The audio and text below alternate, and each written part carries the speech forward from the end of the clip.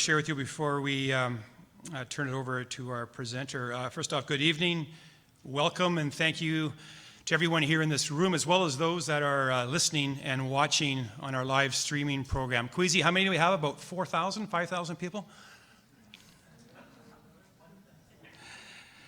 Tonight is the first of a series of OSA town hall meetings that we've organized that were taking place across the province of Ontario. My name is Johnny Mislay. I'm the Executive Director of the Ontario Soccer Association. Tonight, we're going to learn about the future of the OSA. The organization right now is going through a very significant time of change as we become more relevant and current for our membership and their participants. So we have lots of information to share, and you as well have lots of opportunities to ask a lot of questions. Before I introduce our featured speaker, I want to introduce some current OSA board members that are here with us tonight and form a part of our panel. First off, if you don't know the individual, please put your hand up. Mr. John Gibson, President of Hamilton and District. Welcome, John. Yes. William Hay, President of Peel Halton Soccer Association. Alan O'Brien, President of Niagara Soccer Association. Welcome. And Ian Morrell, President of Southwest Regional Soccer Association.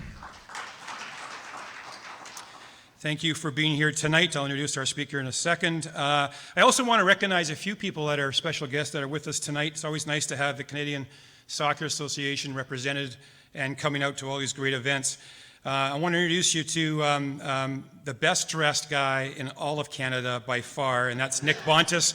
Nick, Professor Bontis, thank you for being here from the CSA. And the gentleman I call the Yoda of this governance modernization.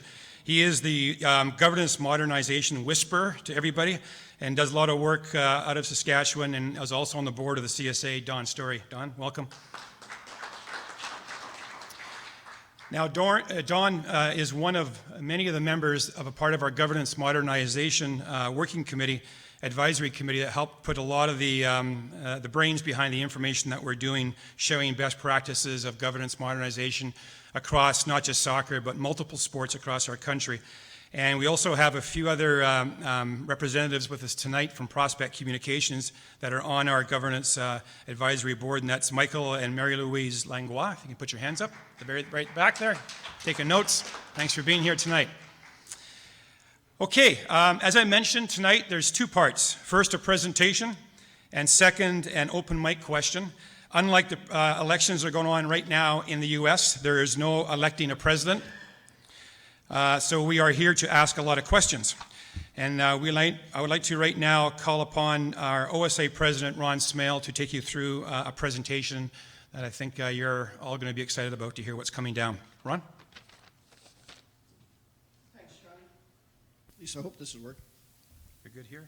Oh, you gonna move around? Okay. I got to move around because a moving target is it's harder to hit than a stationary one. But to my fellow peer group members on the board, we've been doing a lot of work, and tonight I want to set the framework for you. I want this to be conversational. I want it to be two-way communication, 3, 4, 5, 6-way communication. We're live streaming this event so that we can get this across the province of Ontario, as we are an enriched province. We certainly are the engine of Canada, and I'd like to keep that in the back of your mind as we go through the presentation this evening. So I'd like just to take you through the presentation. If you make some notes or slide number and you want to come back and visit something, that'll be the time when I'll have my expert panel here of district presidents and others participate in a good discussion. Certainly there's water and coffee and tea, etc. there, so if you need some refreshment, by all means, please help yourself. So let's get started, and I'll try to stay out of the way here. I think people can see though. The first thing is why is the OSA changing, or why does it continue to change? And of course, being the engine of Canada, it is critical that we move with the game. I think you'll all agree the game is moving. It's becoming more professionalized. It's becoming more of a business, and as such, we need to move as well. So the world of sport is changing. It's changing towards issues of good governance, certainly towards strategic planning. You've probably heard that word, and I know there's many clubs and districts in this room today who have strategic plans. They're obviously supported by operational plans, which drive. In other words, the staff drives the buses, I like to call it. You all know my background, TDC, and such. Driving the bus is critical. Setting the direction, which is by the board, is critical. Every strategic plan, every operational plan has performance measures. So we're looking to hold our staff accountable in all areas of our operation, whether it's an admin, organization, or technical. We want to ensure that we maintain those measures as they are a reflection on the board's direction from a strategic perspective. Reputational credibility is critical in any organization. So I'd like you to keep those two words in the back of your mind. Okay, for every little piece of information that we lose through a poor decision or whatever hurts our reputation. We need to watch those, monitor those, and more importantly, if an error is made, stand up to face that error and say, you know what, that wasn't a good decision. However, we're going to retool and move forward. Alignment is critical, and I thank our CSA representatives for being here this evening. We need to be aligned with our national body, and that alignment is critical to the development of the game, both from a business perspective and from an operational or technical perspective. Communication, my 13-letter favorite word, communication. We continue to work hard on communication. We all work hard on communication. But what you'll see out of this presentation today is there's some gaps in the system. And we as leaders, you as leaders, we all need to work collectively and collaboratively together to make sure that our communication is effective and is very, very strong. And I'm not going to say that we continue to struggle, but it's an area that I believe we need to spend more time on. So I want to take you back a couple of years, 2013 to 2015. We had a strategic plan, and these were the 4 pillars that supported the plan: organizational stability, long-term player development, membership value, and programs and services. And over that 2-year period, we drove a lot of issues, and I just want to share some of those issues with you. A lot were in the operational area of the game. A lot were in the technical area of the game. So specifically, I'm looking to grassroots, LTPD. Club leagues have grown. Club leagues continue to grow, and there's a lot of activity with inter-club leagues, which is very good from a alignment perspective, so athletes can see different types of competition as they grow and they move through the game. District leagues on the move. Inter-district leagues on the move. A lot of great activity happening within our districts under the great leadership that we have, not only of the 4 districts who are here tonight, but our other 17 districts that are out there doing a great job from a competition perspective. The regional league, because we're in this area, I've sort of highlighted the GHSL, the Golden Horseshoe Soccer League. The Golden Horseshoe has gone through huge transformation. You were through a pretty successful year, and it's continuing to grow. And certainly the issue of regional leagues becoming more standardized is now on the table. And we need to ensure that we listen, we communicate effectively as a whole. OPDL standards-based leagues, the OPDL continues to grow. Staff continues to look after the OPDL from an assessment, evaluation perspective. Every club that's within OPDL is being assessed each and every year, and they're being monitored to ensure that those standards don't slip. League One Ontario, our Pro-Am standards-based league, a lot of work was put around our Pro-Am league. We've put some additional resources into, and is now a critical, and is now a very important critical piece to player pathway. Imagine a young player coming into the system currently, a young player at 6, 7, or 8, saying I can come into the Burlington area and I can move right up to pro soccer and never leave my area. I think that's huge, because the game is driven by travel, the game is driven by competition, but at the end of the day, to be able to come into a club system, and I'll use Burlington a number of times tonight, Stephanie, as your help host here with Peel Halton, but I want to mention that that's been a critical component in our planning. Rules rewrite. We used to have a rules rewrite document, which was 600 double-sided pieces of paper. Gentlemen, we had lots of discussions around the board table about our rules and the need to rewrite them. Well, Johnny, I think we're at less than 200 pages now, Still double-sided. It'd be nice to have 200 pages single-sided. Maybe it'd be even better if we get down to 20 pages single-sided. But at the end of the day, you need to understand and know that we're really looking at the components that have been built over the last 50, 60, 70 years. Some of the information is outdated.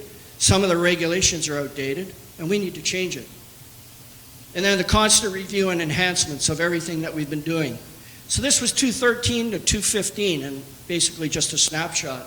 We're now into the strategic plan, 2016 to 2018. And with my fellow board members, we've again drawn up our 4 pillars.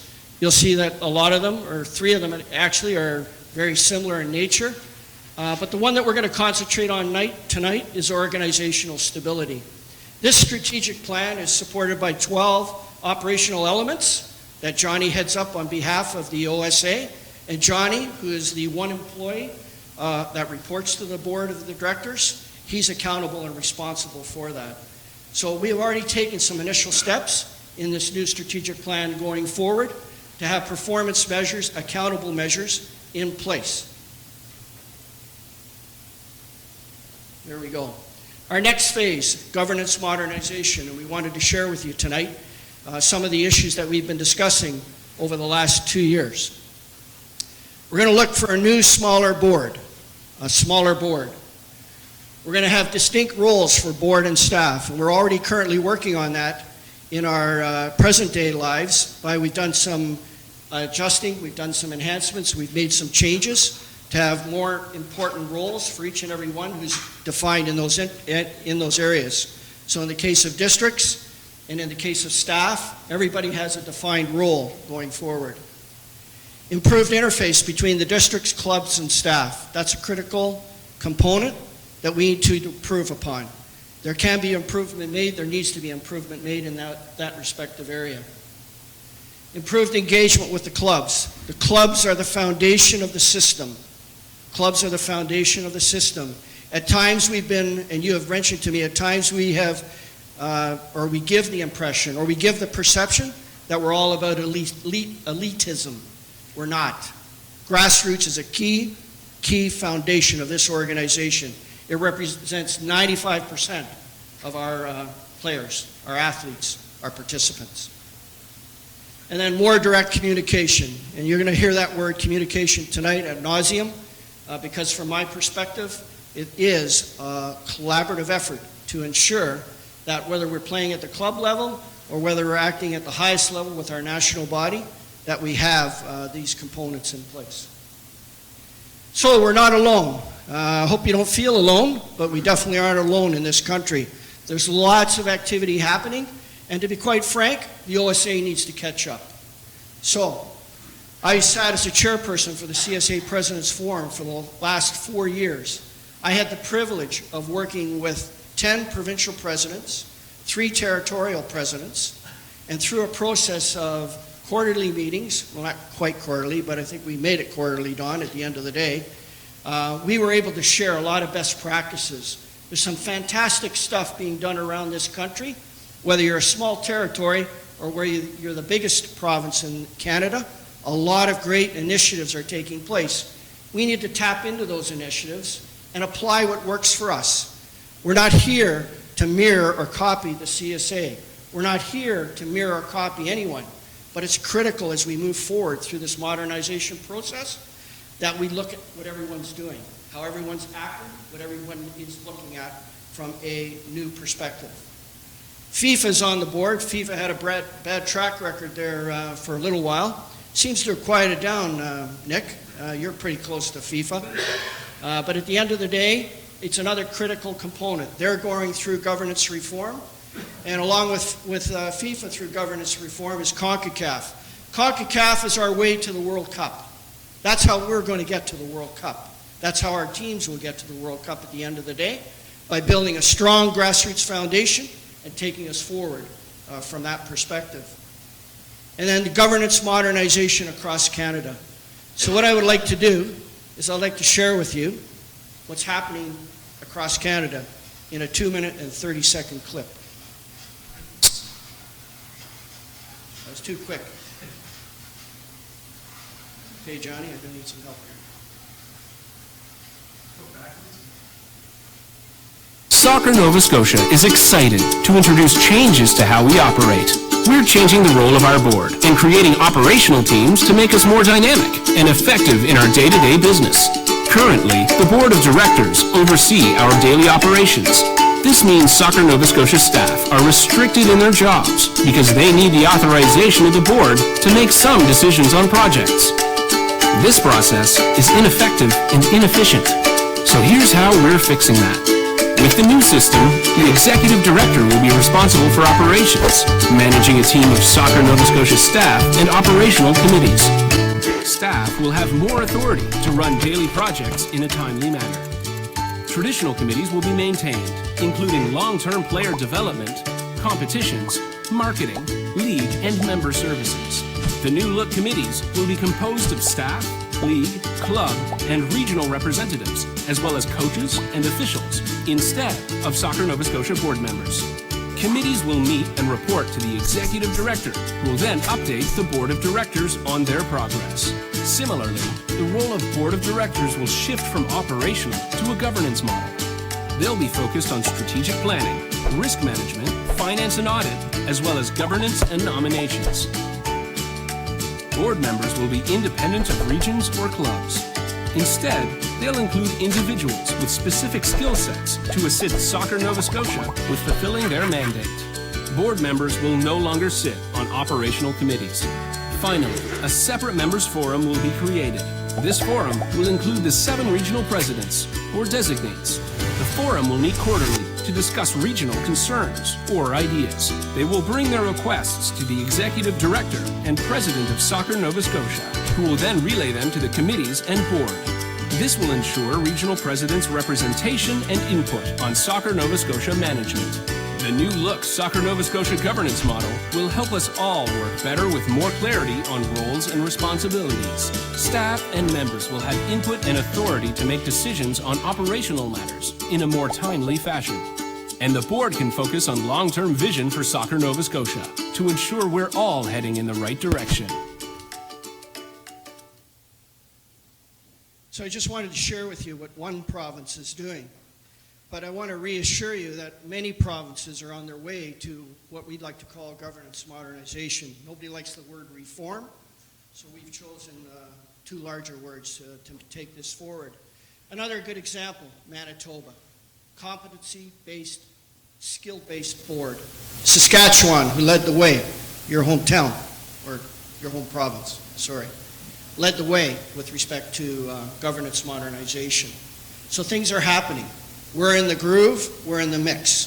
And as such, it's critical that we look at ourselves internally, and more importantly, we look at ourselves from a complete holistic family perspective. So 30 years on, here's where we are. For the last 30 years, 1985, Tom Doyle and group. Tom Doyle, life member, past president, brought us forward to this model. And this is where we are today. So you can see the comparisons, 1985 to 2016. And the focus point that I'd really like you to focus on is I'll call them the middle 3. The districts, 21 and 21, executive committee members, 7 and 7, and the board types continue to be operational. Okay, we need some change, okay, and that's what we're going to work on. So that's how it looks from a structural perspective. You'll see that there's a board of 28 people, including myself. It's supported by standing committees. The standing committees are strategic planning. We have finance and audit. We have nominations, the risk management committee, the executive committee, and the governance committee.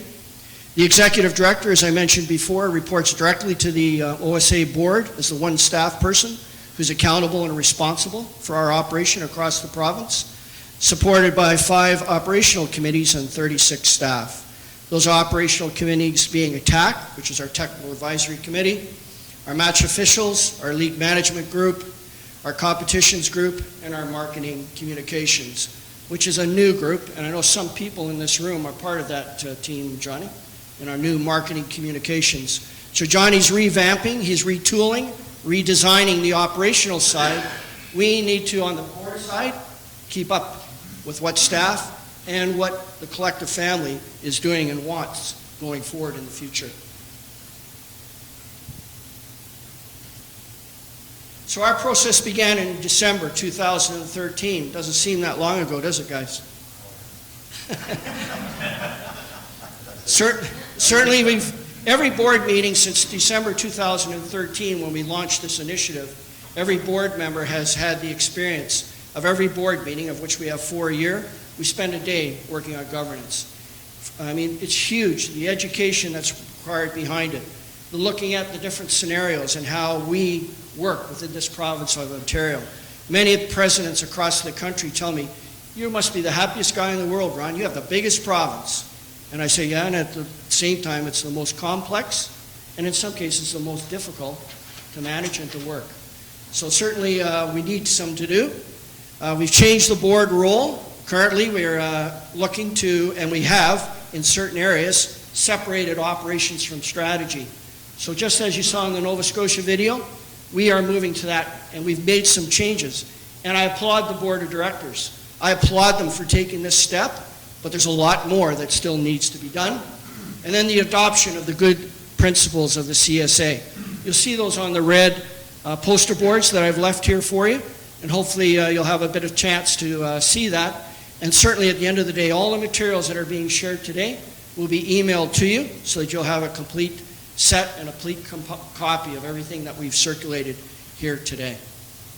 Last but not least, in the AGM of 2016, the one just passed, we agreed as a family that all the terms of the current 28 people sitting on the board would end and a new board would be put in place. A critical decision, the right decision from my perspective. People say I'm biased. Yes, I am a bit biased, but at the end of the day, this is the right thing to be doing going forward. So we have a lot to do between now and June 2017. So the new governance model, this is what it can look like. Remember in your mind, hope it resonates a bit with you. It's a quick video, but this is what the new model will look like. It'll be a board of directors of 12. It'll have 4 standing committees, but it could end up being 6, or it could end up 7, depending how strategic planning works and what we want to design going forward as a board. It'll be supported by the 21 district presidents. There's no move here to dump the districts and get rid of the districts.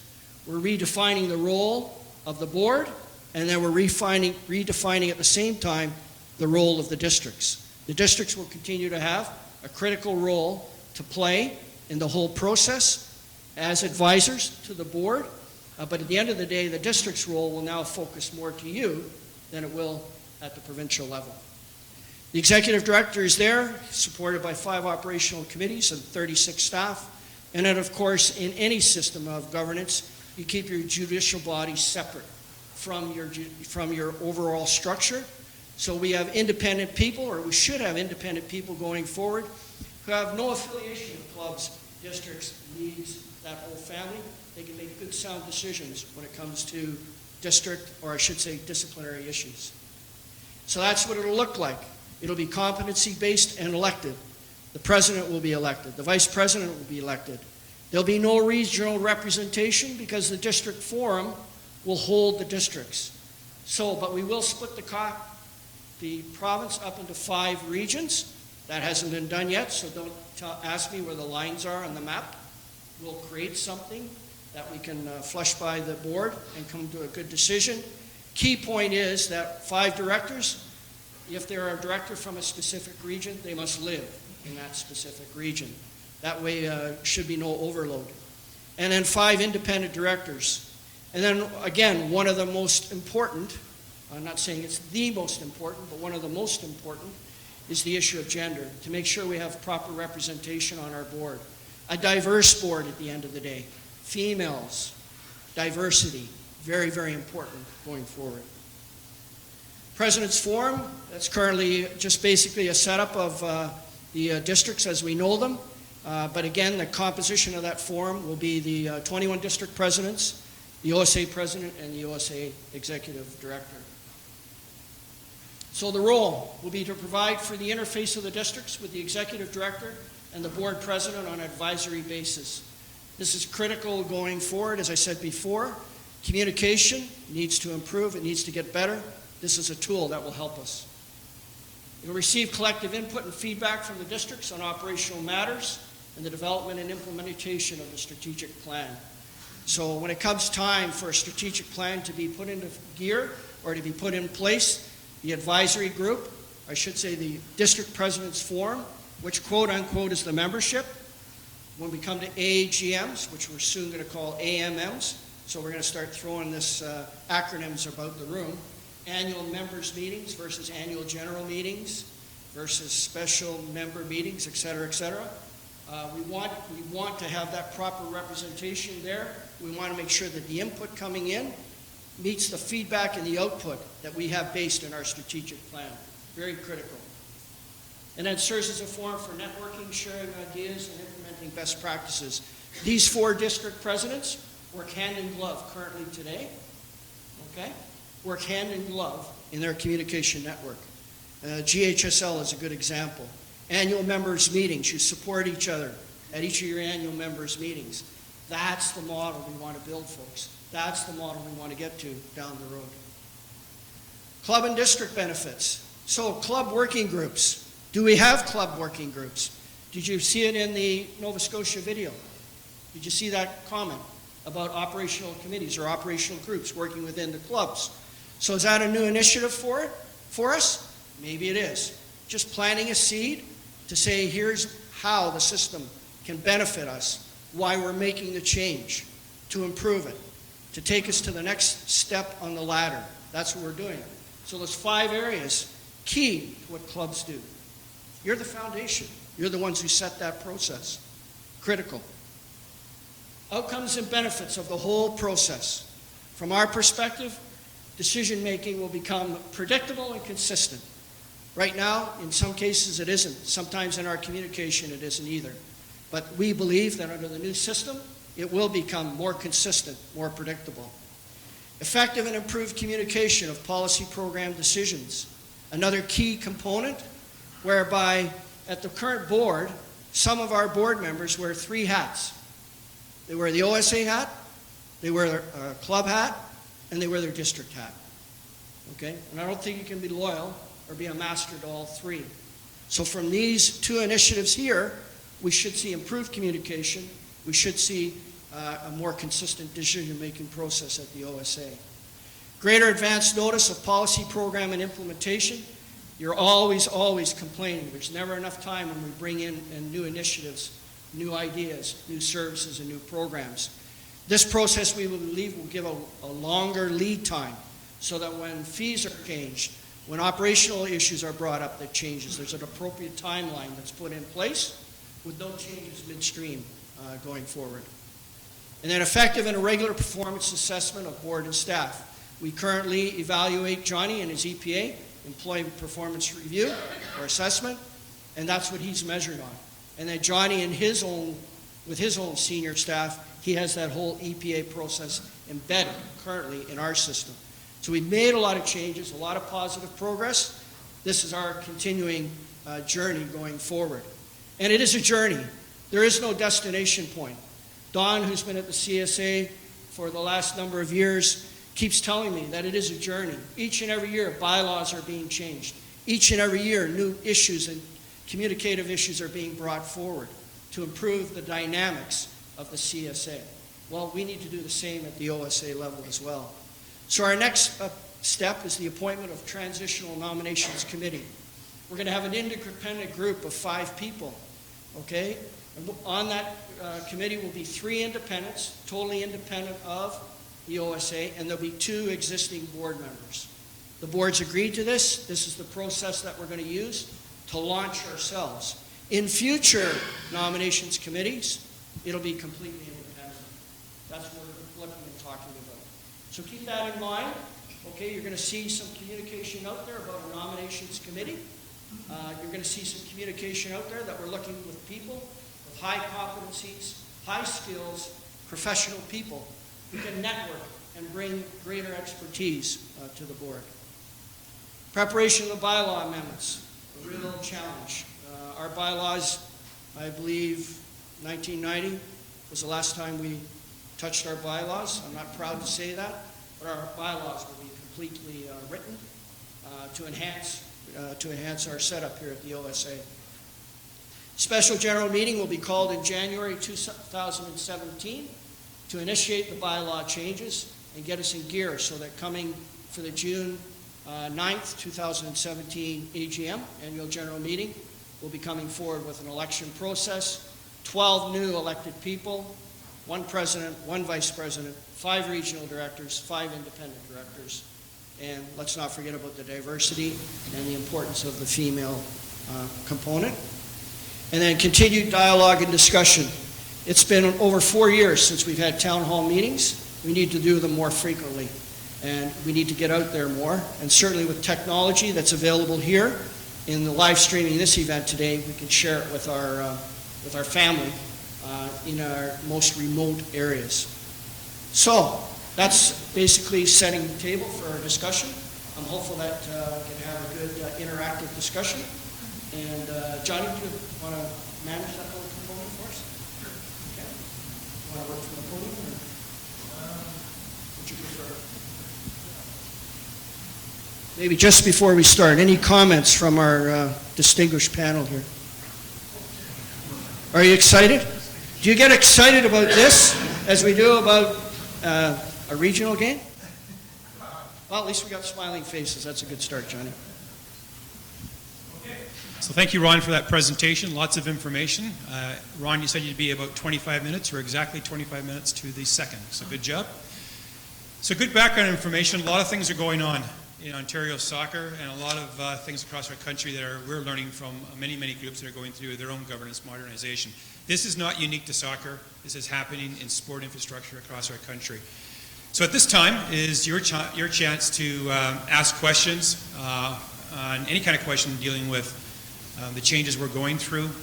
There's an open mic that's sitting right there in the middle. If you are a coach, you won't need a microphone, and you can either get up and scream your question out. And because of the broadcast, we need to go on the microphone, correct? Now we have 2. Yes. So you have to go to the microphone so it gets picked up on the web streaming. If you don't want to go to them, you can hand it to them. Okay. So does anybody want to jump up first? If not, I just wanted to say that we had Jason and Paul join us. I was going to embarrass them after, but okay. All right. I'm always up for something. Okay. Welcome. There you go. Guests, John, good evening. Distinguished guests, Ron, and special guests. Good evening to all. My name is Sid Harder from the Kitchener Soccer Club. And my comment, first I have a comment, and then I'd like to congratulate the board overall at the OSA. Firstly, the comment is, this is long overdue. I know this is the right strategy for the OSA run. It's something that Kitchener, we've embraced over 10 years, this type of structure, the way we operate inside our club. We have a non-day-to-day operational board. They are professional designation people in the community that have no connectivity. They have no children in the sport. So they have a complete objective opinion of how we operate, and they are truly strategic as well as governance-driven in financial background. With saying that, I'm encouraged, John, to see under the new initiatives, club working groups, that the clubs will have more of a voice. There are certain things that are operating inside certain elements today that have a direct impact on us. Myself as an executive director, I am charged with attracting players and retaining players. It's very hard to do that with some of the setup of the programs that we have today inside the long-term player development, etc. So it's more of a comment I have tonight, but I'm encouraged to see that we will have a platform under this working group because it will make a huge impact to us at the club. So again, thank you very much. It isn't a question, it's a comment, and I'll start it out with that. Thank you. Okay, so thank you very much for that comment. I really appreciate that. Ron, did you want to speak to that any further? Are you hosting or are you sitting and answering questions? I'm not sure. I'm looking over at you. I don't want to put you on the spot. We want this to be conversational. So we've set the platform. Let's get some feedback to you. As I said before, Tim, that was an initiative that came out of Nova Scotia. I believe Saskatchewan does the same type of structures and system. Paul Varian has been working across the country with different provinces, with different territories.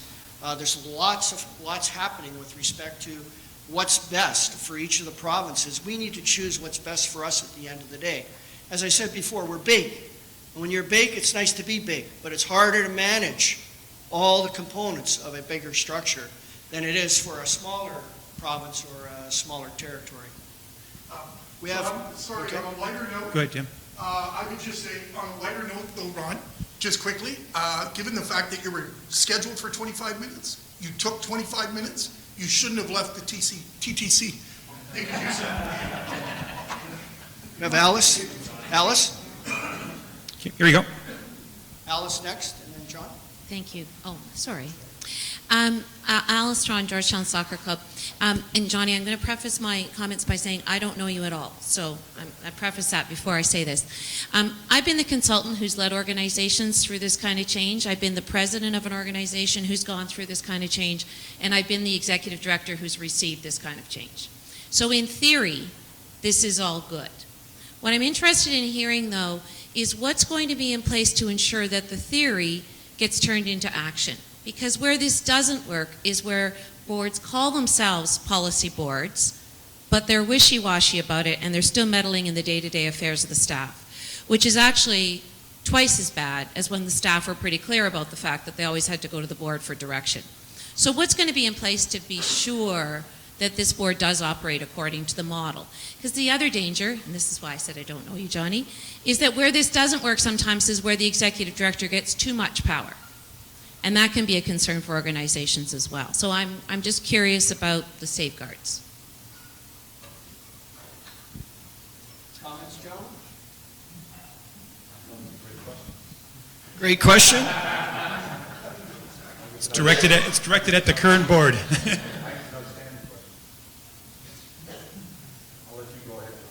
I'm not answering that question. I'm staff. So I'm curious the answer too. Thank you for asking, Alice. maybe it's not so much about an answer, it's more about the direction that we're moving. I believe there are a lot of checkpoints or validation points that we haven't got to yet, to be honest with you, Alice. And at the end of the day, we're working with good professional people. We're also working with people who have implemented. So I think of Manitoba, I think of Saskatchewan, and as such, I think at the end of the day, there will be some processes that need to be put in place. One comment I will make is that everybody will have a defined role and a defined responsibility. And if the board steps out of that role, it's really up to the chairperson, from my perspective, to pull the board back and say, we're not going there, folks, because that's not our territory. But I would like to ask Paul Varian if he provide a bit of a response, having just come back from Saskatchewan, doing a lot of work in Manitoba. Welcome, Paul. Thanks, Ron. Paul Berry, for those who don't know me. I'm not working with the OSA on this work, so I speak independently on this. But I am working with a number of soccer organizations who've done this graduation of a board from a management or operational board to a policy position. It's a really, really good question, because that is the big thing that goes wrong. We say we're a policy board, right, let's get back to filling soccer balls and lap fields and this kind of thing. And the secret to it is, and this will be the next step for the OSA if this change goes through, will be the ability for the association to adopt strategy and execute strategy, because the board can't graduate to a policy position unless it has something to graduate to. And I know there's a new strategic plan that just come through, so it'll be up to the skill of the board to talk around strategy, the skill of the executive director to keep the board that way, to make sure they have clear deliverables, and the skill of the ED to make sure the board does not feel that they need to get involved in operations anymore. And that's not easy to do. But once the change is in place, that really starts, and we'd be foolish to think that that isn't a challenge and an ongoing challenge. It'll take continued work from the board and the leadership of executive staff to be able to do that. But you can't do that with strategy, because the board has nothing to talk about at all. And you have that in place. So I'm impressed the fact that you'll see me to bring the development of strategy and governance change parallel, because it's needed to make this happen. Otherwise, what the lady said here is completely correct. You carry on with business as usual, just with a different name. Thank you, Paul. John?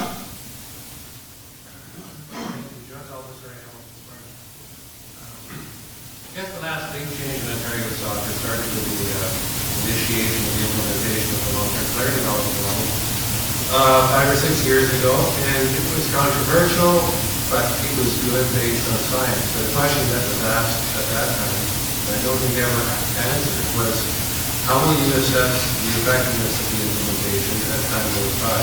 And at this point, I haven't seen any stats or impact on player development or impact on numbers of kids playing soccer.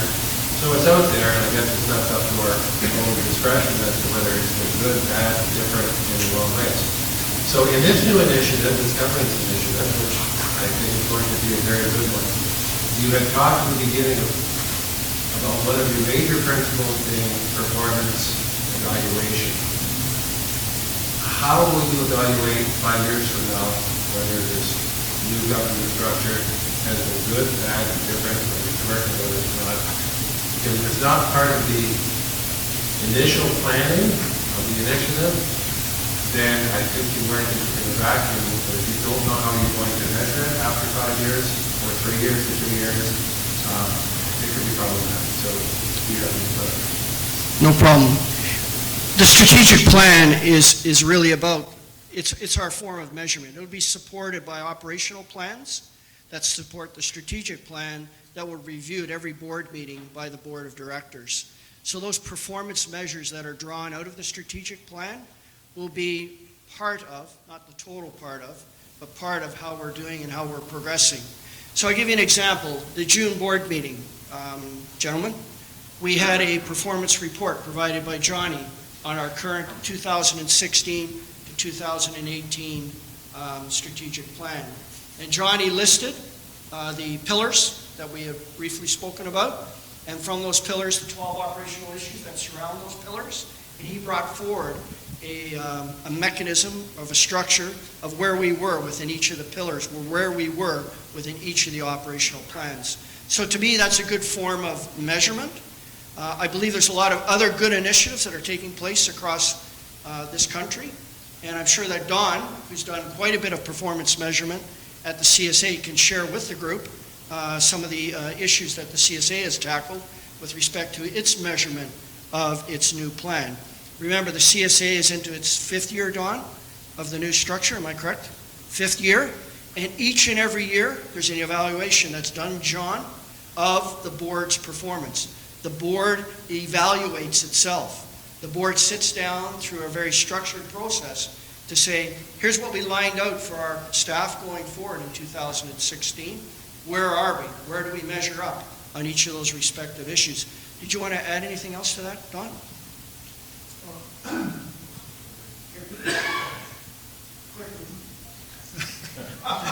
Yeah, it's important you say that. Evaluation is really, really, very, very, very important. And it's not every 5 years, like it's every year.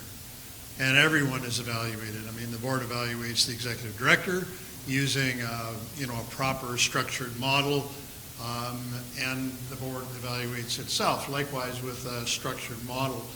And it does comparisons from year to year. We use the same at the board, for example. We use the same basic form, same evaluative instrument, so that we can see, where we've improved and where or perhaps where we've fallen down. So, I mean, it's just, it becomes lockstep. You have these processes which are in place.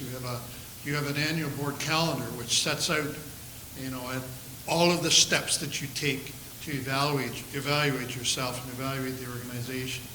And that calendar has all kinds of other things on it, nominations process, recruitment process, and all the rest of it. So you're always looking at yourself. Now there's some people who will say that, can you really evaluate yourself?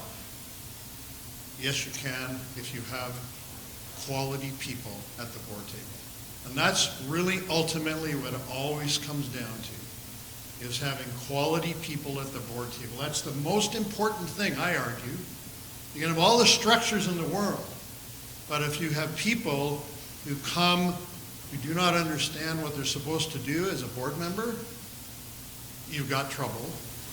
If you've got people who refuse to leave their ego at the door, or who come with some personal agenda, your board won't work no matter what kind of processes you have. So it's being honest with yourselves, and Nick will, I think, confirm this. We've been very honest with ourselves at the CSA board table about our work. Nick is a great critic, I assure you. He took me to task most recently, and it's, these are the realities of organizational success. The people and the relationships between the people who are there at the table, and the understanding that they have of what is expected of them as board members. Sorry, it wasn't sure. No, it's fine, Don. Thank you. So Ron, Yes, William. Sorry. Did you want to comment?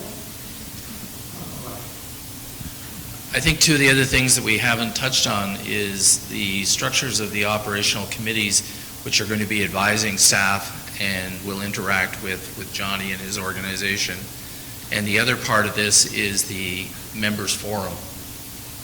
As district presidents, we will have a hands-on role to work with Johnny directly as part of that committee to ensure that we're measuring and evaluating what's being done from the staff side and from the board side to ensure that we are moving in the directions that we've set forward as members and make course corrections as we need.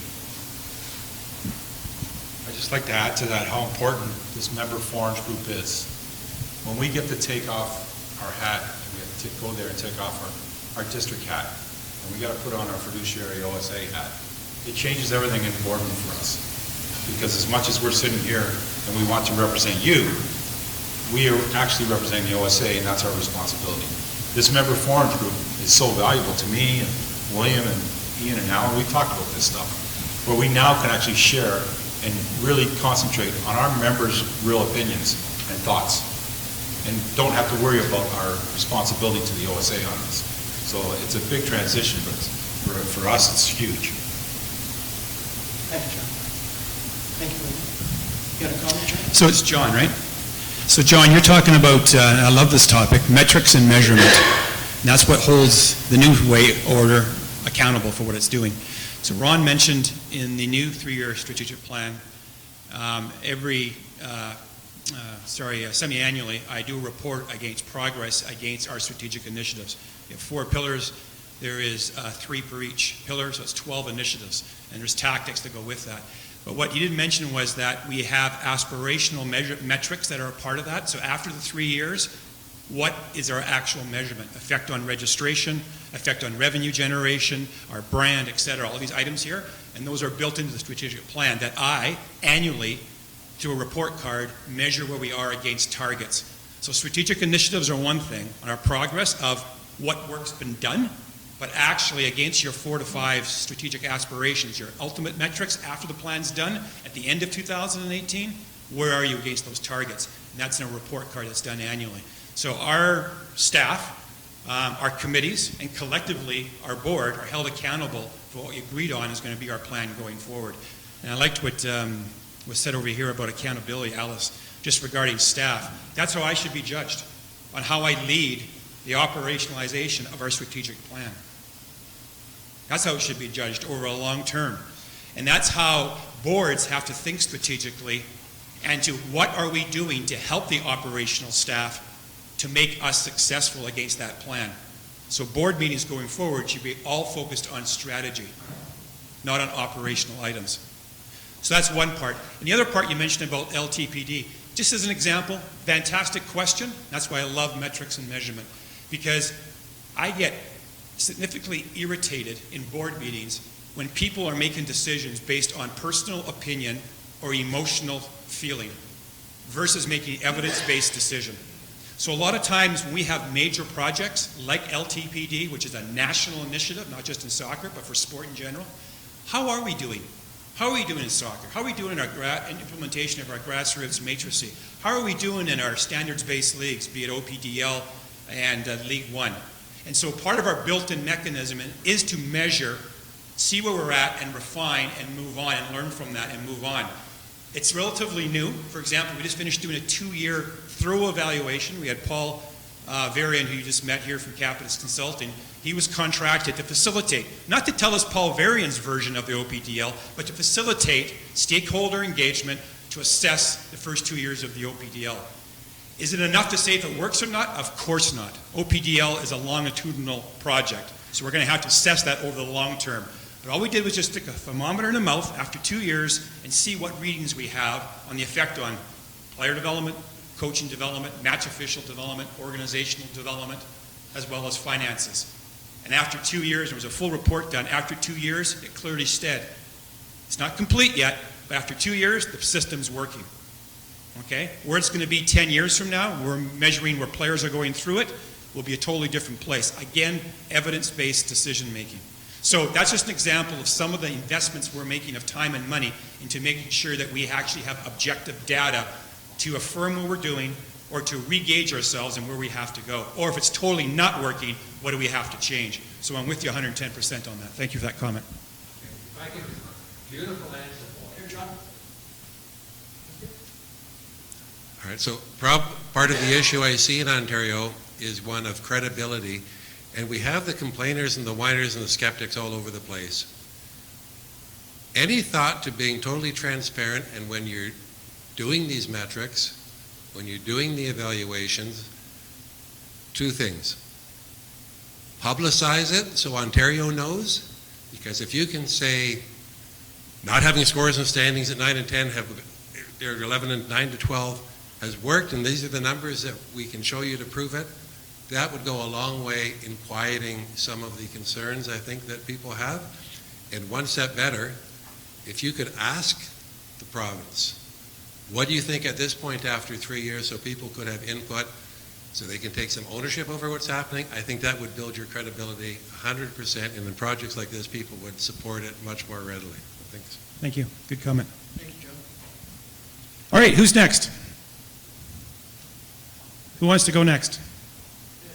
We have Dave. We have a couple here, okay. Yeah, I just have a quick question. It's regarding strategic planning. Our club has just gone through the effort of migrating over to the new Sports Engine website. We haven't actually converted yet, and we've also brought the online registration in place for Sports Engine as well. And I'm just wondering if the new strategic plan also includes the inclusion of Sports Engine, because they've got a really good communication tool as part of what they offer. Thank you for that comment. I'll take this one. Absolutely it is. It's in our strategic, one of our strategic pillars in organizational stability, and in that item is one of the 3 or 12 strategic initiatives is the Sport Engine platform, or the technology platform to modernize what we're doing. Sport Engine happened to be the vendor that through our process we eventually secured. So yes, it's in the strategic plan. We've got 3 years to get it right, and we're making some great progress on that. In 2017, you're going to start to see some new information on that. Behind the scenes right now, with Sport Engine, we're working on, and a lot of people don't realize this, we try to communicate it out as best as we can, is they're building a custom program for us. Their standard player registration system they have is standard that's scaled across multiple sports, but they're actually investing with us to build a customized program for soccer in this province, because this is a very complicated system with so many different rules and different levels. And that's been being worked on behind the scenes, and in 2017 you're going to start to see some implementation of that, not to mention the other things they do in the area of website development and those types of things. So yes, it's in our plan. Is that information going to get passed down? Sorry. Is that information going to get passed down right to the club levels as to how they're progressing through the process? Well, the information on the phasing process we have communicated that through our bulletin system to the districts, and the districts then, in the past, are distribute that bulletins to the clubs. We just at a recent September board meeting gave staff the right to now have us send it directly to the clubs, so that it's hitting one button and it goes to the districts and to the clubs when there's information that's relative to the clubs. And we're just finishing that database now, and that'll probably be going out in the next month or so. So the progress report has been going to the district level. And now that we're starting to get into close to having some piloting and testing done, and who we want to select, we want a small group, as well as going forward for the ultimate launch, it'll start to come out through our communique. We've still got lots of work to do, though. We're not there yet. It's a big project. It's massive. Thanks. Sir, you had a question? I saw somebody move. I'm afraid he's got a question. Hi, Patrick from the thriving metropolis of Waterdown, Flamborough Soccer. First of all, great presentation. Thank you very much. You could see that a lot of effort was put into it. It was nice to see a little bit out of Nova Scotia as well. Question I have is, looking at the presentation at your flow charts, I found one missing link, and it's not to be critical, but it's something I'd love to see our province take a stand on, and that's the link. We went from literally from club all the way to the top of the OSA. Where's the link to the CSA? When I was with the Quebec Fed, same issue, and I'm looking at what other provinces are doing, and I know it's been a political issue in the past. It'd just be nice if our province could take a stand and make the link with it. Because there was something said that I found a little, not disturbing, but just made me pause for a second, and that was that we don't want to mirror the CSA, and so I'd ask, why not?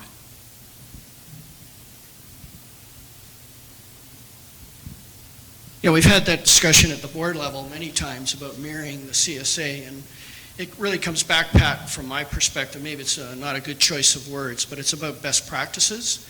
And what's happening at the national level may in all cases not work for us at the provincial level. So it's coming up with something that does help us align with the national body. I want to assure you that our strategic plan by 2018 will align with our national body. Many of the provinces across the country, to Paul and to Don, you guys are doing major work. It's all about alignment. It's all about representing and making sure that we support the national body at the end of the day. So in fairness, it may not have been a good selection of words, but we are trying to develop something that not only works for us from those perspectives, but also works for us, because we are different. Every province is different. Every province is unique. If you take, for example, if you look at, we have a perfect example south of the border from us. If I go to Massachusetts youth soccer, if I go to Oregon youth soccer, Washington, et cetera, and I know we have guests here from the CSA, and I have a feeling one of our newest member will be in charge of this, but I look at what Sam Snow has done, and I can find him in every single state curriculum. And so while I realize the CSA is going through what they're going through and developing their system as we are, I just look at it and I say, why aren't we even just putting the logo up there, showing that we are there, we are a part of it, we are one nation trying to work and get our kids to play for our national team and build from there. Because what I see it, and it constantly, it bugged me when I was in Quebec, it was just the be-all, end-all was the province, and so it would just be nice that even if it's something as simple as throwing the logo up there that links our exec then to the next step there, it just shows that we're all on the same page. Agreed. I like your comments. Appreciate your feedback. That's good feedback, and we can certainly bring that forward in how we do our presentations and show that link as a real strong link going forward. Thank you. Other questions? Come on, folks. There's got to be more. Alice, you got another one? Johnny, you want to work that side of the floor? So I'm going to take the heat off you guys because I'd like to ask the 4 district presidents at the front. John, I like what you said about the district forum and what you see as the advantage of that, and made me think quite a bit when you talked about being able to take off your OSA hat and be members, because I think that's really important, and I hadn't thought about that distinction before. So I like that. My question to you, and I hope you consider it a fair one, is how confident are you that the ideas, the concepts, the thinking that comes out of that district forum will be able to be presented at and will be able to influence what's happening in the smaller board? Because the 21 districts will now talk with the OSA president and the OSA executive director. How confident are you in where your ideas will go from there? I'm confident. I'm confident in my presentation ability, that's for sure. I have no problem getting attention of people. So sometimes good or bad, but that's just it is. But the issue is, what I like about it is when we get to talk freely, you are going to engage another 20 people, that there's going to be synergy that comes together. And all of a sudden it filters into something bigger. If we're just one district ourselves, like in Hamilton, and I've got one issue, and I'm not getting any other synergy support from the other 20, that tells me it's just in my district. So I think with free exchange here, and I think something that Don said, and I want to say this, is that all of us have to learn to keep our egos parked outside these conversations when we have them. And I can tell you in the current system, it happens in our current boardroom. So it's difficult. So I am confident because we're going to go in there with free speech. We're going to go in there with confidence of having other people listening to us, and we're going to engage other people who we might make them think. And so these are the conversations we don't get to have in the boardroom. And that's a big difference, because as soon as that conversation comes up, our chairman, rightly so, goes, that's your district, that's not about the Ontario Soccer Association.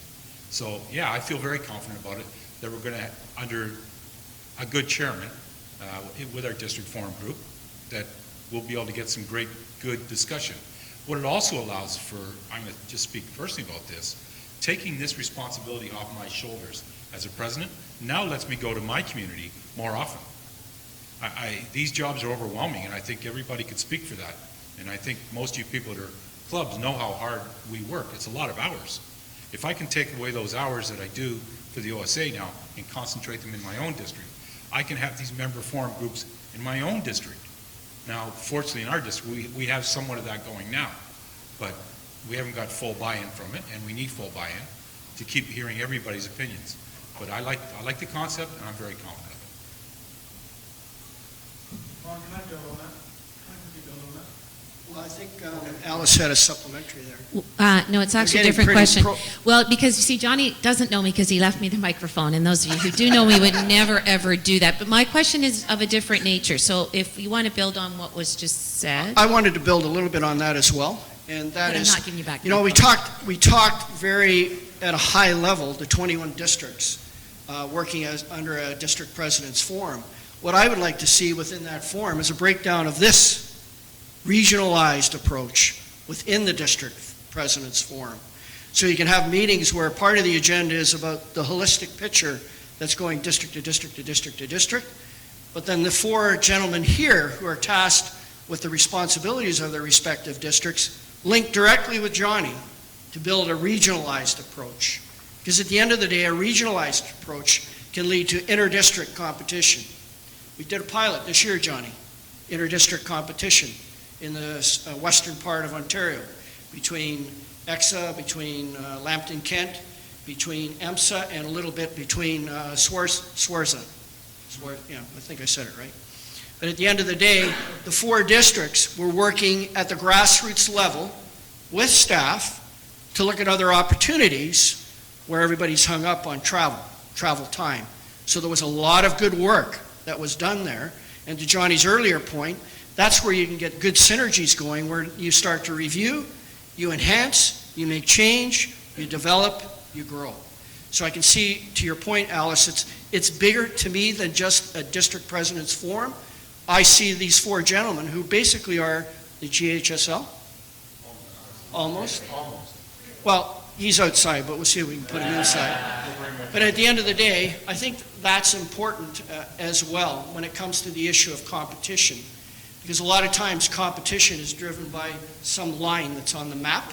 We want to get rid of the lines on the map, and we want to have something that's more strategic in nature to say that people can go and do these things that they need to do. Paul, you had a comment? Sorry? Yes, Alan.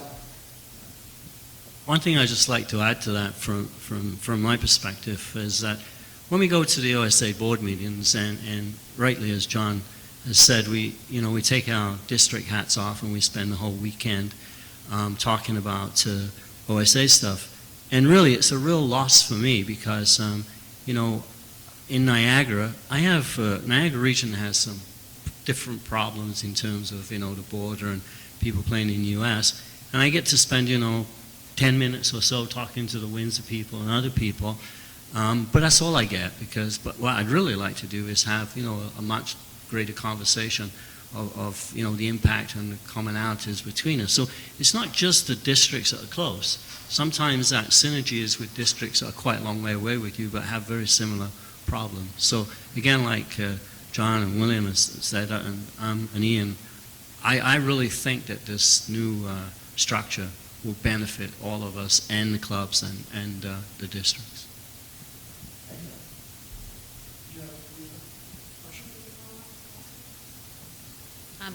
Go ahead, Alice. So somewhat related, because it has to do with input. One of the challenges that I would throw out there to the districts and I think to the OSA as well is to think about how we can get player voice in all of this. Like, I think it's great that coaches are represented, and I think that it's wonderful that there's a lot of adults that sit around the table and make a lot of decisions for kids. And I would challenge you to make sure that those kids' voices are heard as well. They have a lot to say. They can tell us what's really happening out there.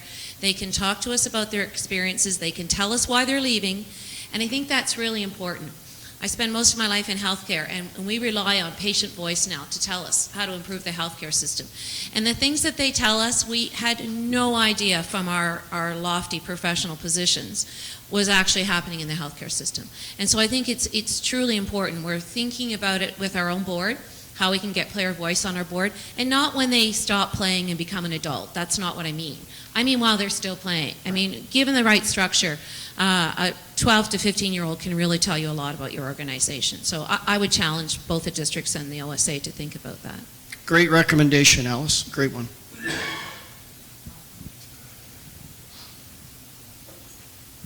Pat, come on, folks. I'm looking at that great leadership group down there.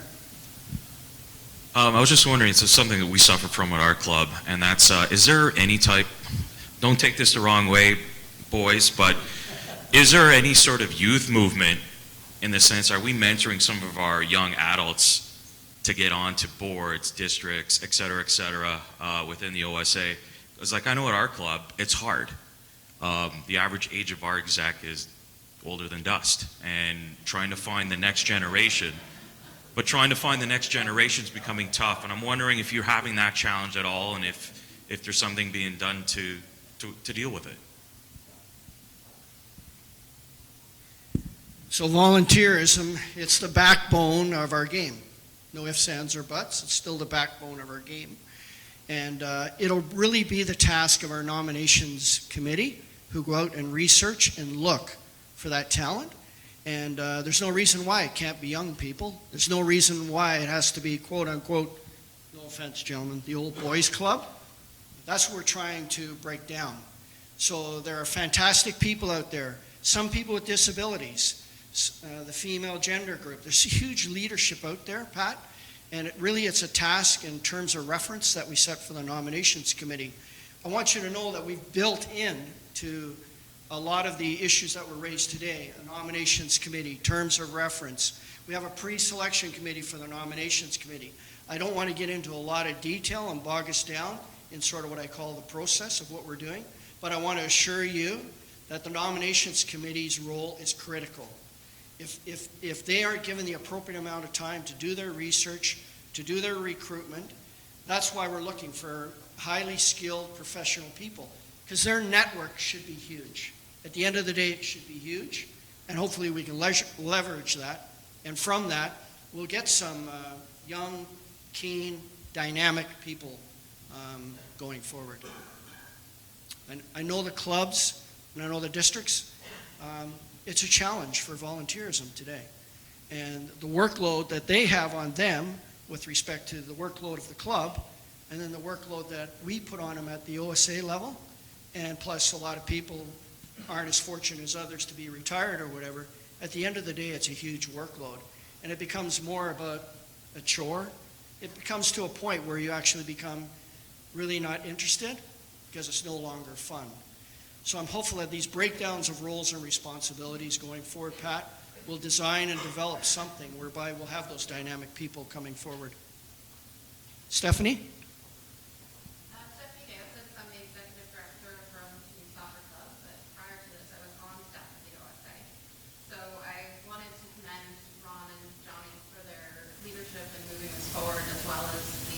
Current members of the board. It's a bold but I think necessary step to advance soccer in this province. My comment is around what I felt was conspicuous by its absence, and that was any reference to academies and how they fit in or would be addressed in this structure. So if either of you could please respond to that. I'm going to let Johnny respond, but I'm going to say that membership, our membership engagement pillar, is the critical one that talks about academies. So, Johnny? Thank you. That happens to be one major project that I'm working on right now, so thank you for that one, Stephanie. As Ron mentioned, it's captured in our new 3-year strategic plan, and this past board meeting in September, approval was made to start a 2-year project working with private academies within our soccer structure. So right now, we have a system where we have ORNCA, which is a method of annually, and you're aware of this, Stephanie, private academies that choose to make application to the OSA can make application and get that designation of an OSA-recognized non-club academy. We're taking it to the next step. We're doing a pilot project where we're creating what is a parallel stream that if you had your club soccer development experience on one side, on the other side is a private academy soccer stream. And participants will play in that within the private academy structure. And we're looking at starting next year a 2-year pilot project, as I mentioned.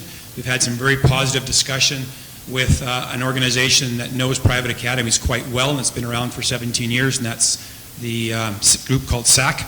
And they're having a board meeting at the end of this month to get back to us on what would be some leadership from them to help to work together with us to do that. Right now, SAC, as an organization that's been around for, as I mentioned, 17 years, they sit as associate members. They kind of play on their own. But how do we bring them into the family, if you will, under the governance of the Ontario Soccer Association? So we're going to do a 2-year pilot, and we're going to report back on how that goes. And when we come out of our next strategic plan going forward, you're going to see an offering to the customer being the traditional club stream system, as well as a private academy soccer stream system as well. And that'll be forthcoming. Not really different than where you are in education today. You have a choice you can make in education. Do you want to go public school, or do you want to go private school? I guess we haven't figured out homeschooling for soccer yet, but at least there's 2 options there. And we're kind of working on that. So exciting. We'll see where it goes. Can't promise what the outcome will be. That's why we're doing a pilot. And to John's point, we're going to evaluate it and see what data it provides to us. Does that help? So to stimulate a bit of discussion, I was going to ask for you want to take a 5-minute break and maybe do a little networking, and then we'll come back and wind it up? Does that sound fair? Little 5-minute break? Okay, let's take 5 minutes and break for a minute.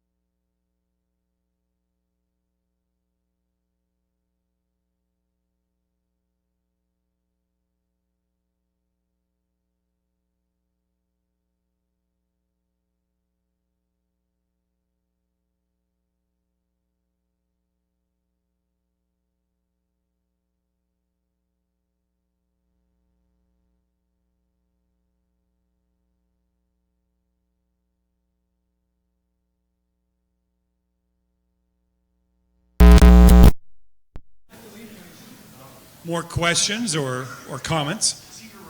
Jason, don't leave the room yet. Just want to introduce, he came in halfway through or at the beginning there, is Jason DeVos, the new Director of Development for the CSA. Really fortunate to have Jason here tonight. Fortunate because OSA is very fortunate, and so is CSA, because Ontario born and bred.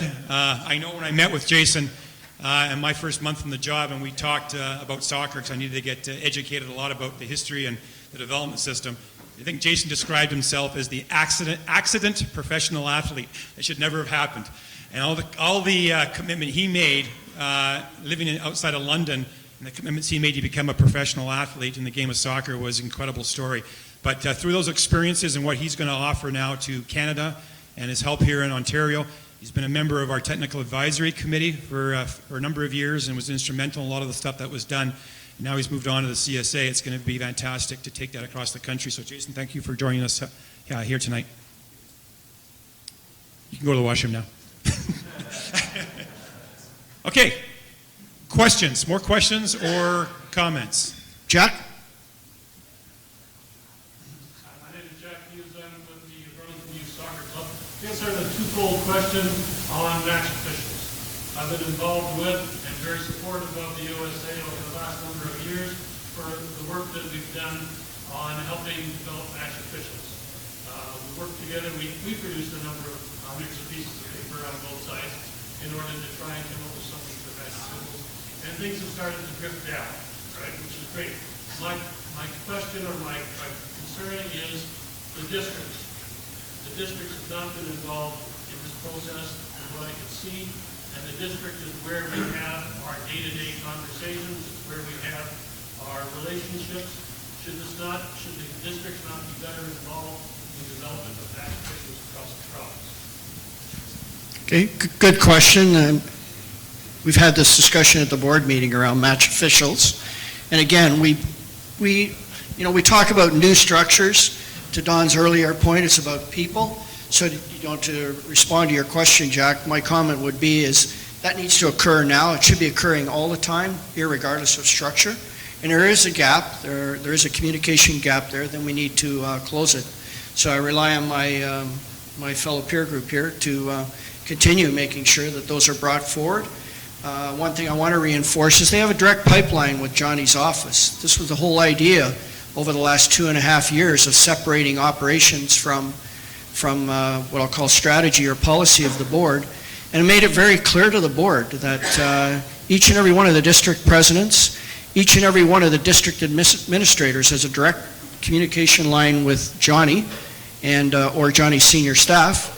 And as such, Jack, we just need to leverage and take advantage of that. Again, I think it's just a matter of more thorough or maybe more complete communication down the road.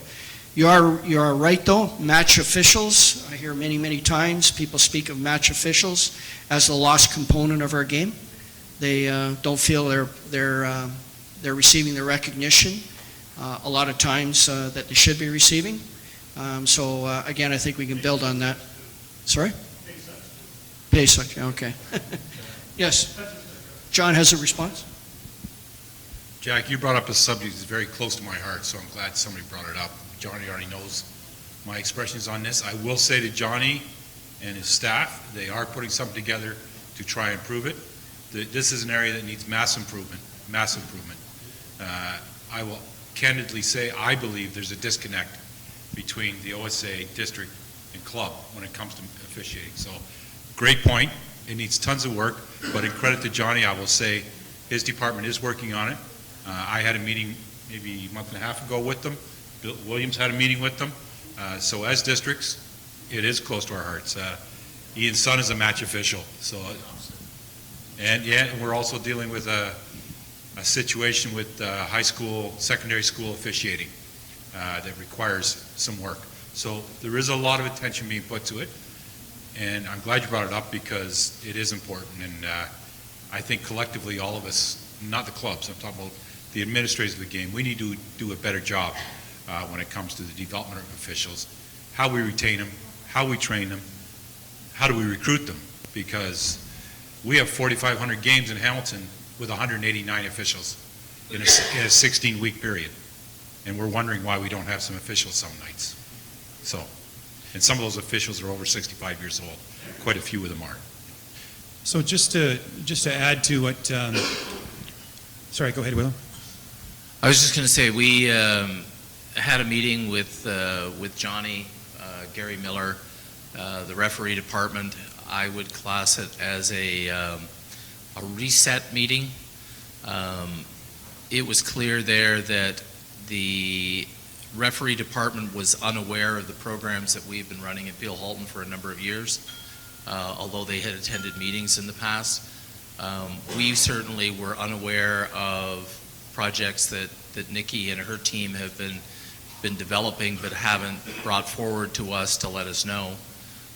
One of the things that constantly comes up at the board when we get a chance to sneak in our district hats is the fact that there is no offsetting monies from the OSA to the districts to help support referee development programs. There's no materials, there's nothing that goes that way. So we've been pressing that issue, and as I say, about a month and a half ago, we had what I would class as a reset meeting, and we're hopeful that we're going to see some actual fruit come out of that. As well, most of that match officials, I'm glad to hear all of these things are happening, and that's why I brought it up, because the club and referees don't seem to get involved with the districts who've been involved with the OSA, so there's a disconnect. We have to get together. Last thing is the brand new laws of the game. The new laws of the game will be coming up shortly. They've been in Europe for almost a year now, and we're going to finally get them. And I know that we're going to be taking an instructor's course in January, but what has the OSA put forward? We have tens of thousands of match officials in Ontario that will have to be instructed in the new laws of the game. What's being put forward by the OSA to make sure that these match officials are ready for next summer?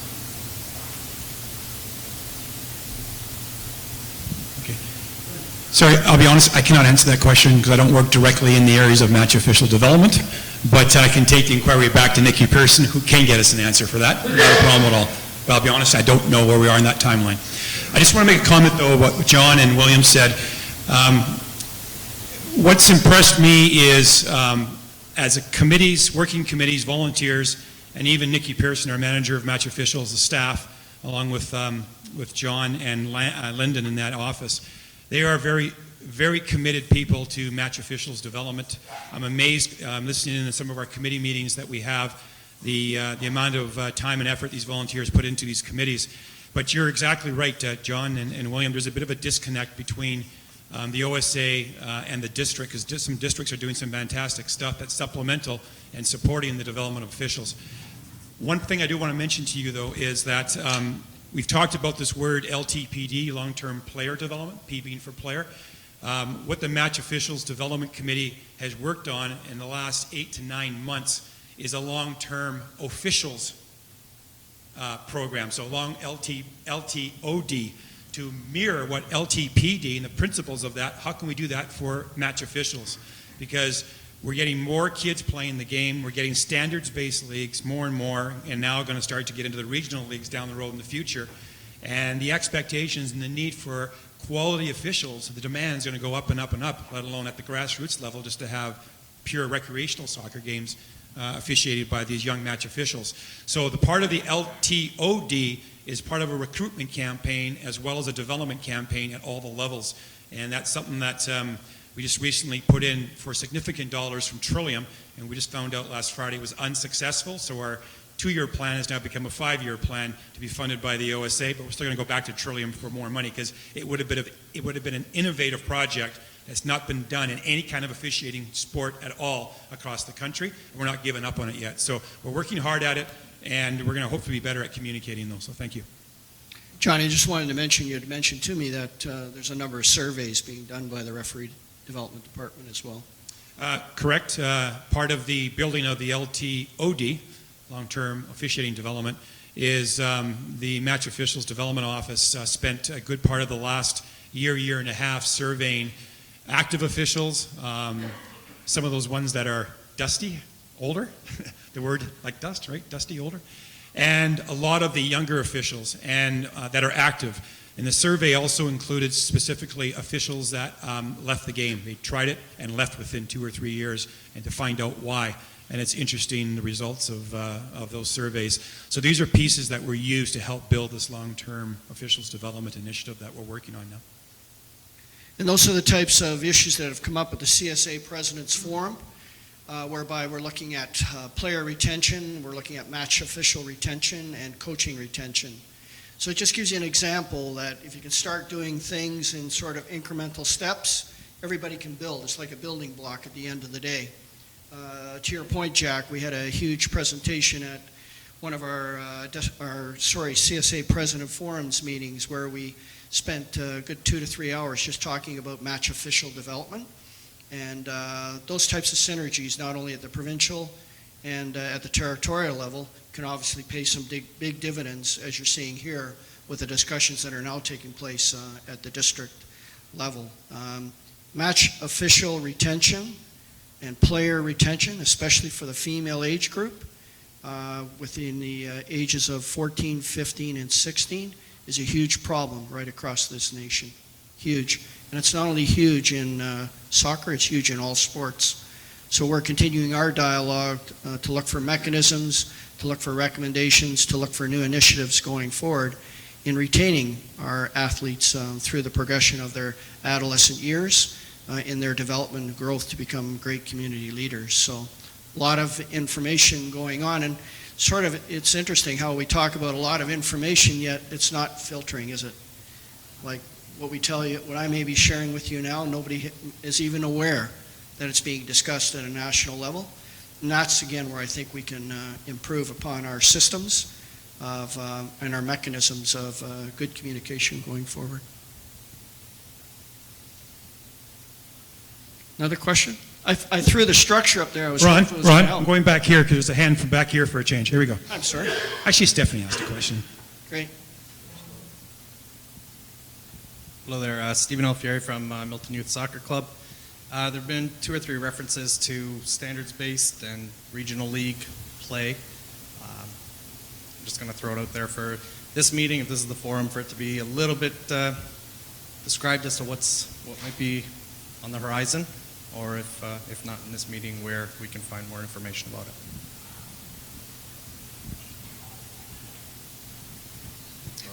I think you're referencing more so the GHSL? Or are you talking the whole province about standards? Yeah. Okay. I'll get to the GHSL and turn that over to you guys in a second, but just in general. So standards-based ideology comes really out of LTPD.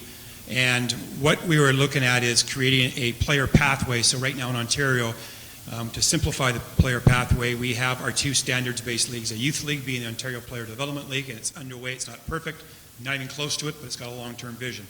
At the senior level, it's our League One, and these are both male and female, by the way. We have League One as well as our senior Pro-Am standards-based league. When we say standards on coaching, standards on type of facilities or fixtures, standard on sports science, standards on competition, and those types of things. Taking that down to the next level now, we're starting to look at how that is supported. And in regional leagues, we're looking to do a pilot next year in the Golden Horseshoe to implement minimum standards, not OPDL standards, not League One standards, but some minimum standards on the regional league to support the clubs at that next level, because it's about player development now, it's not about teams developing, right?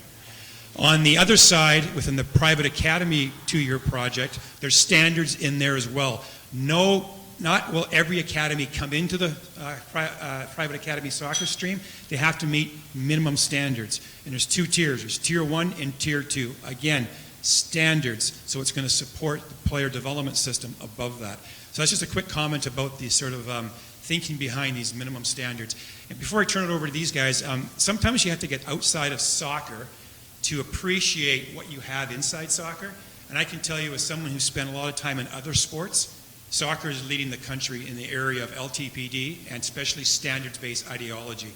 And hockey doesn't have it, and that's one of the foundational sports in our country. They wish they could have this, and some of the people in hockey are actually listening to and watching what we're doing and trying to say, how can you guys do that? how do you do this kind of stuff? Because they can't get it done dealing with tradition and history. So a lot of this is evolved from soccer. So over to you guys. William? I guess I'll start by saying be careful what you ask for. What we asked for was the ability to operate U13 at the regional level. The application was put in by Hamilton and District. It was supported by Niagara and Peel Halton, and we were granted the ability to run a pilot in 2017 with the U13s. The next thing is Golden Horseshoe League by definition is a regional league, which means it comes under the auspices of the OSA.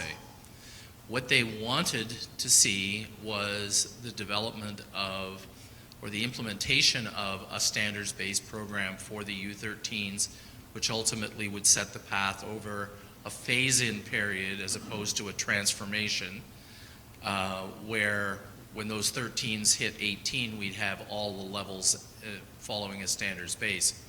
A couple things that became apparent was that a lot of the things that we've talked about in the standards area were things that we couldn't spring on as a hard wall for spring of 2017.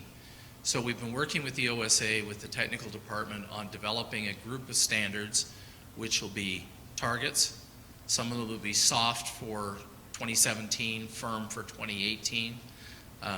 We're going to be continuing that discussion in the next couple of weeks with the intention that by, let's say, mid-November, we'll have that structure available to release out and work on the application process.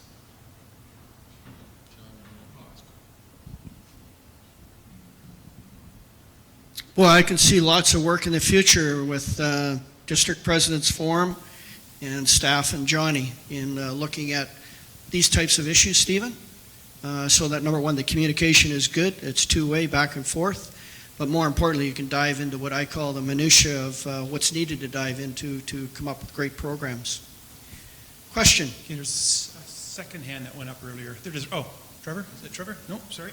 Trevor was standing. Where was he? Trevor, you're in the back wall there. You're hiding in the corner.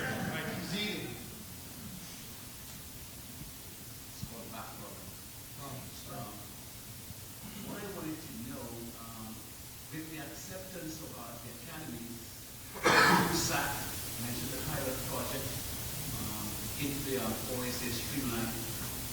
Would clubs who form an academy within the old structure be allowed to participate or partake in both leagues, that is SAC and the district league? Or would you have to form some type of affiliation with an academy for all this to happen? The answer is that in the pilot project, no, they would not. We're not talking club academies, we're talking private for-profit academies. They would be a part of the pilot project. And it's not decided yet if SAC will be there. We're waiting for them to hear back from them. They have a board meeting at the end of this month. We're waiting to hear from them next. So there'll be a lot more information comes out regarding that strategic initiative of membership engagement. And that is a huge critical component of our plan going forward in 2018. Or for 2018. Des? Do you want to grab the mic or? Okay. You're right at the mic there, Des. Des Gardner, I'm the head coach technical director with Brampton East Club. Ron, very good presentation. You also made some good observations with regards to the importance of diversity in terms of the opportunities that we have with these youth leagues and the range of things with regards to this stage. It's kind of a statement and also a question, and that is that I think that to that we should look to our inclusion to the not just about diversity, but it truly is about inclusion for everybody to get the voice and everybody is heard. But also I think that diversity extends beyond women. So you can put ethnic groups in different parts of the product, and obviously some of the things and initiatives that the OSA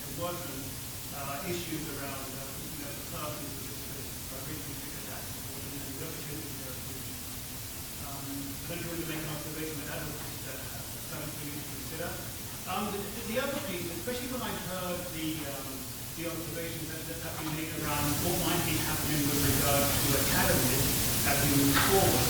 And that is that, like if we look at club-based soccer, and their foundation in terms of how they move forward and they progress was through community. And so within the context of this, I mean, there are two components. One is community that I really want to ensure that with all this change that we have, that we really look to try to, embrace and include components that really bring our communities together. Because I think that piece is very, very important. As one, I had another piece of anyway.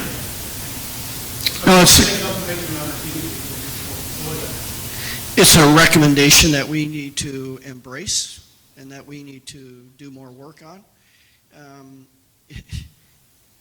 The amount of traveling I've done around the province and what I've seen around the province is the work that's being done at club levels with respect to different programs is huge.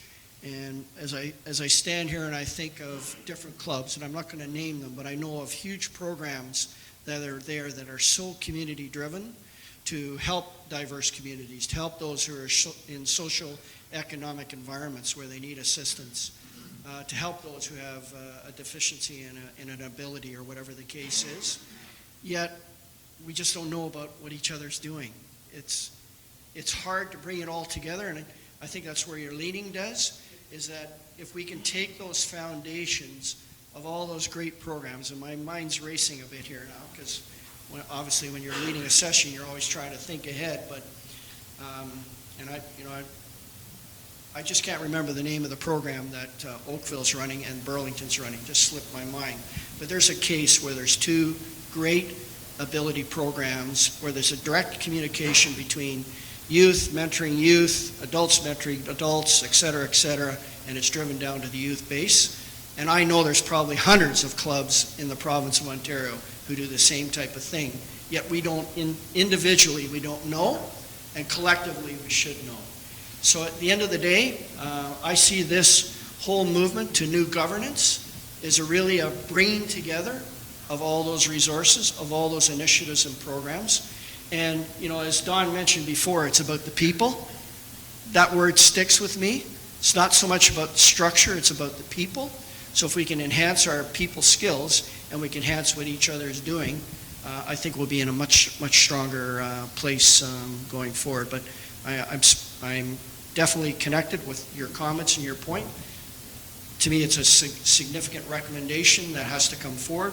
We've talked about it briefly, gentlemen, in our governance modernization sessions about the whole issue of those athletes who can't afford to play the game.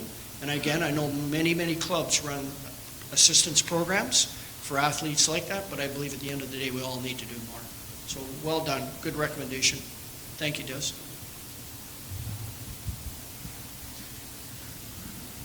Okay. Anybody else? It's 9:16, so I think we can kind of wind down here a bit, if that's okay. Let me, one last. Yes, come on up, Paul. Sorry, we don't really want to have the last word, right? Well, Johnny's going to get the last word. I have the second last word. You have the third. Okay, fair enough. I just want to make a final point. First, I think it's great you're here today. Great doing this session. It's great to see you out really communicating these initiatives to the grassroots of the game. There's three things I'll quickly say. I've had the opportunity to actually work in this new environment you're trying to graduate to.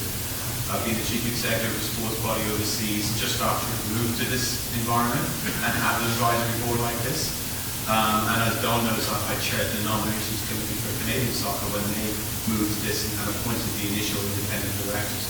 So I've been involved in this from an executive standpoint and from a governance standpoint. And there's two important things I want the group to know here before we leave. The first thing is, this will undoubtedly make the OSA a stronger organization. I work with Saskatchewan Soccer, as you said. I was there yesterday.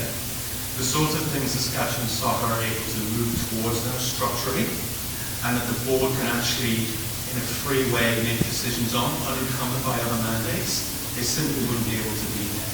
They've actually made those remarks in the boardroom as they made those decisions. So if people are wondering whether or not this is going to be worthwhile, I've seen it in practice. It'll make the OSA a much better organization, at the very least from a strategic decision-making standpoint, and from getting the best out of the executive leadership they have. Secondly, Spare a thought for the districts. It's the toughest job, I think, in the system is these guys. Everyone knows what a club does. People, for the large part, know what a provincial body does. Everyone knows what the national government body does. The districts, there's a lot of confusion, not only amongst the people who they're attempting to serve, but amongst the districts themselves. It's very hard. Peel Halton is very different from a very small district that doesn't have the capacity that Peel Halton has. So what I just urge everyone to understand is this will make the district's lives easier too. They'll be able to get down to grassroots matters, focus on grassroots issues, and a lot of the issues that come up in that advisory board. I remember the first 2 or 3 meetings of the advisory board when I was there. Firstly, the board took a meeting or two to work out it wasn't the board of directors anymore. That can sometimes happen. But when they get there, what you find is, I'm going to say 3/4, maybe 80% of the issues that were previously brought to the board can actually be solved in the advisory committee. It doesn't need to go through the board. It can actually be dealt with at a level below. If there's a need to bring something up to the board, it can be done in a controlled way. So everything's more productive. We don't get bogged down with bureaucracy and little issues and dealt with the wrong structures, and the system, the cause of the system move better. But here's the thing, I'm seeing a lot of people agree with what we put forward here today. What tends to happen is people just stay silent about it. And the districts are ultimately there to serve their members. Yes, they have a role on the OSA board. And make no mistake, they're there generally to support their members and will their members primarily. So there's people in this room today who agree with this. Please don't stay silent about it. Make sure you tell your districts you're on the right path. We agree with this. This will make the game better. This will make the game stronger. We're on the side. Don't sit on it. If you disagree, say that too. But I can tell you from experience, everyone agreeing with you is wonderful. Everyone disagreeing with you isn't great. But nobody saying anything is terrifying. You don't know where to go. You don't know what direction to take. So be vocal. Speak to your district. If you like what you've heard today, say 2 thumbs up from our club. Continue. We agree with you. That'll make their job so much easier for to freely endorse this rather than go, I hope this is the right thing to do, but we're not hearing politicians. We'll soon find out, I guess. All right, so be bold. It's your game, folks. You control this game. Not them, not him, not him. You do. Okay, so the choice is yours. If you agree with it, make sure you let the districts know. Thanks. Thank you, Paul. I'm going to let Johnny wind up our session this evening. I just want to say a couple of things. Please make sure you sign the attendance sheet with your email. We want to send you all the information that we have. I'd like to send you all our issue on principles, our strategic plan, our requirements for good governance. In having spoken to most of you before you came in the room, there are a lot of clubs within the districts that are here and outside of this area who are doing a lot of work on strategic planning and building their new model. You know, Kitchener's done it, Oakville's done it, Burlington's done it. There's a lot of clubs who've moved. And Milton, I believe you're just starting up now, looking at your governance components. And I've probably missed a whole whack of people in this room. But at the end of the day, please sign the sheet with your email address so we can get this information out to you. The second issue that I would like to say on behalf of the board, I want to thank the district presidents for allowing the OSA to be here today. They are part of the OSA. They are doing a great job within their respective areas with great dedication, time, and commitment. So to each and every one of you, you've been good students sitting here nicely, and really appreciate the fact that the district presidents are here supporting the model going forward. Feedback, we would like feedback. So I would ask that, and I guess we could use your email address and my email address, Johnny, to start. rsmail@soccer.on.ca, jmisley@soccer.on.ca. Please send us your comments. With respect to the attendance sheet, the reason I want you to sign the attendance sheet is we're going to send out a survey. I want to do a survey of what we did today, what we talked about today, where we're spot on, where we're maybe not quite spot on, and maybe even some areas where we need a yellow card. Not a red card, but a yellow card, okay? Because everybody gets a second chance. And that's critical and important to us going forward, these feedback sessions. These feedback sessions, I promised the board of directors, gentlemen, we would come back with survey results. We would come back with more information. I want to thank you for your participation in our engagement today. I hope that you've found the evening very beneficial. But please make sure that the communication continues to flow. To the Holiday Inn and the staff here, they did a great job in setting everything up for us. I want to thank our live streaming as well. Okay, Kwesi, thank you very much. That'll be a great mechanism going forward for continued communication for those who were not able to join us this evening. So with that, on behalf of the district presidents here and on behalf of everybody who's on live stream, I just want to thank everyone for their participation. Johnny? Okay, thanks, Ron. Just to close, I'm just going to finish off with this event and item. Whenever we get or have sessions like this and people come together, they're so passionate about soccer, football, this great global game that we have, there's always themes or areas of the game that we discussed. And tonight we heard a lot about player development, we heard about administration or governance change, we heard about match officiating, and we've heard about coaching as an example. Whenever we try to bring people together, we try to maximize time, but also the networking is so important. So at the OSA, historically, we'd run a coaching conference annually. And we'd ask people who predominantly are volunteers, and some are paid people from clubs and districts to all get together and learn about coaching. And then we also ran on a different weekend for administrators seminar and did it around our annual general meeting. And that was convenient. It was at the annual general meeting, and all the administrators came that could come. And then on top of that, during the year, we'd run a match officials development conference for them to help talk about all the things that match officials talk about when it comes to development of match officials. And we sat back last year, we said to ourselves, why are we doing that 3 times during the year and taxing our volunteers? Because a lot of leaders are going to all 3. So we came up with the Ontario Soccer Summit concept. And we thought, let's do it once a year, the exact same weekend, every single year, and we'll move it around Southern Ontario, West, East, or Central and East, so that can reach the masses or the norms of our membership, which is predominantly heavily based down in Southern Ontario. And let's see what we can do to bring people together for 2 things, for personal and professional development. So last year, we ran the event at the University of Guelph, and we had 500 people attend that were from leaders from match officiating, from coaching, from player development at the grassroots, early start levels, and of course, administrators as well. And we had keynote speakers that attended over the 2.5 days. It's always the first weekend in March going forward. That was last year, the inaugural one. This year, it's the first weekend in March, March 3rd to 5th. And we want you to save the date because this is the place to come for, as I said, for your personal and professional development. We have 3 keynote speakers that were just confirmed that will talk to everybody in the plenary sessions as well as experts in coaching, in player development, in match official development from not only Canada, also from the US and over in Europe as well. And our 3 keynote speakers this year are Friday night kicking it off, which I'm really looking forward to, is going to be Jason DeVos from Canada Soccer. We're going to have Lorraine Lafreniere, CEO from the Coaching Association of Canada on Sunday. And on Saturday, we're going to have Sheldon Kennedy also speaking about respect in sport and his lifelong message and lifelong journey when it comes to working with kids. Then we have a whole slew of technical people, experts in those 3 streams of education that we had talked about. So you'll be seeing information on this coming out soon. We are this year going to be in Oshawa at Trent University, the Oshawa campus, and we have the Oshawa Civic Center, which is the recreational sport complex for our technical sessions. So information will be coming out on this. Last year's event was, for the first time, was successful. On the surveying of information, this year's will be even better. We want to get 700, 800, eventually make this a huge, massive event. Again, you should be talking to your people. You should be having your people registering to this and coming on an annual basis because there's tremendous information that's shared at that particular venue. Okay, so to wrap up again, thank you to the panel. Thank you, Ron, for your presentation. And thank you, more importantly, to you people for giving up your time and for your passion for the game. Thank you for coming. Good night.